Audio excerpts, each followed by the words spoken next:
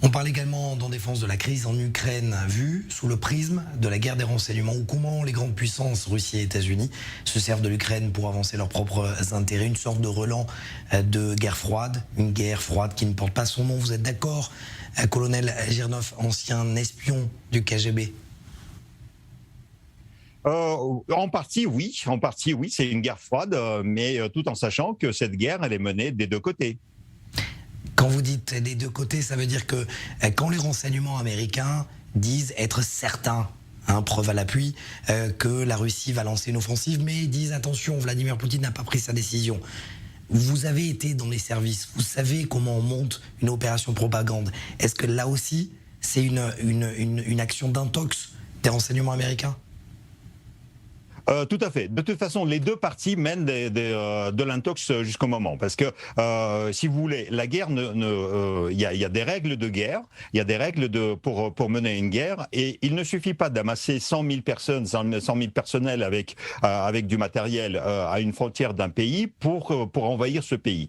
Donc, les troupes russes, pour le moment, ne sont pas, si vous voulez, employées en tant qu'une armée.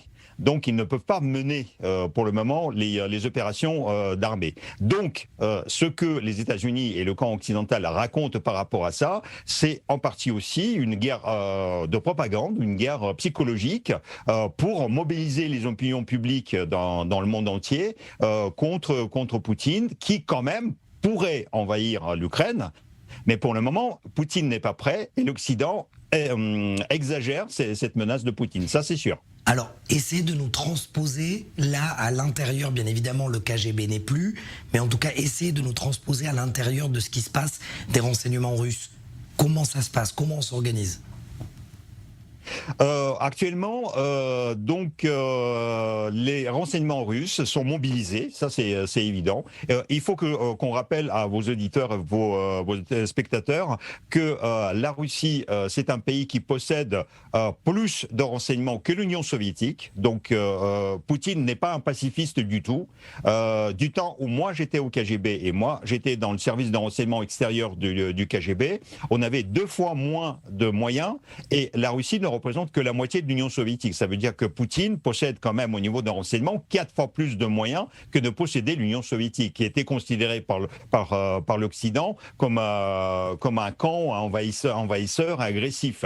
Et le bloc de l'OTAN, il faut bien le rappeler quand même, historiquement, il a été créé pour contrer cette menace de l'Union soviétique. Ce n'est pas un bloc agressif et le bloc de l'OTAN n'a jamais mené une quelconque guerre réelle sur le terrain. Poutine, si. L'Union soviétique a envahi l'Afghanistan et la Russie a mené une guerre en Tchétchénie et a mené une guerre contre l'Ukraine et les forces russes se trouvent en Crimée, à l'est du Donbass, même si Poutine refuse de reconnaître ça. Mais ce sont les forces armées russes qui mènent cette guerre. Ce ne sont pas les séparatistes ukrainiens. Ça n'existe pas. C'est un fait c'est un mensonge russe. Alors, ça, il faut bien le rappeler. Colonel Girnov, comment, en termes de renseignement, on monte une guerre ou alors on cherche une désescalade? Comment, en quelque sorte, je vais reformuler ma question, comment on lance une campagne de désinformation?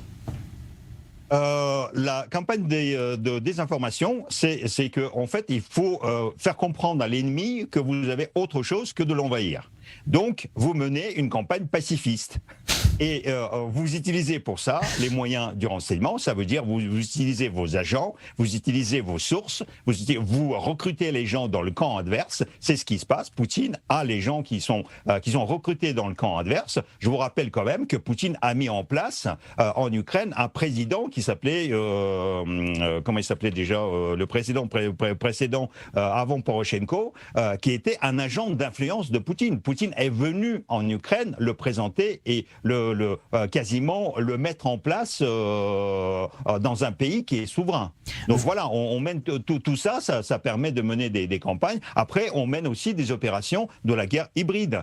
Vous avez entendu parler des attaques, cyberattaques contre les sites gouvernementaux de l'Ukraine. Ça aussi, c'est certainement une opération hybride des forces spéciales de Poutine.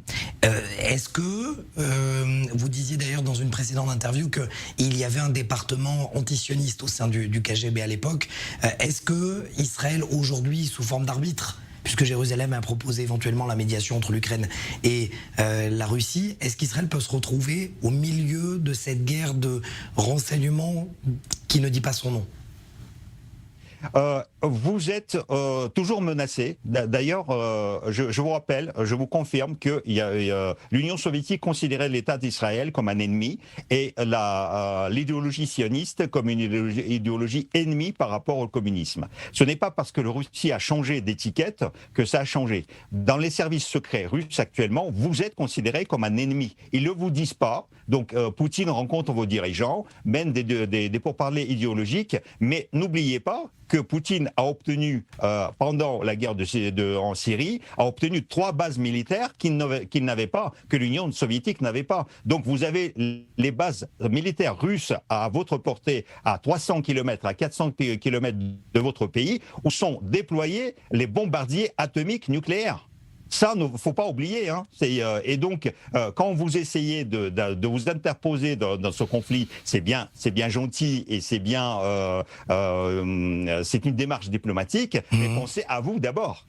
Merci, en tout cas, de vos précisions. Merci de votre avertissement également. On a bien compris une mise en alerte de votre part, colonel Girnov, ancien espion du KGB, écrivain aujourd'hui. Merci à vous d'avoir répondu à nos questions. Merci.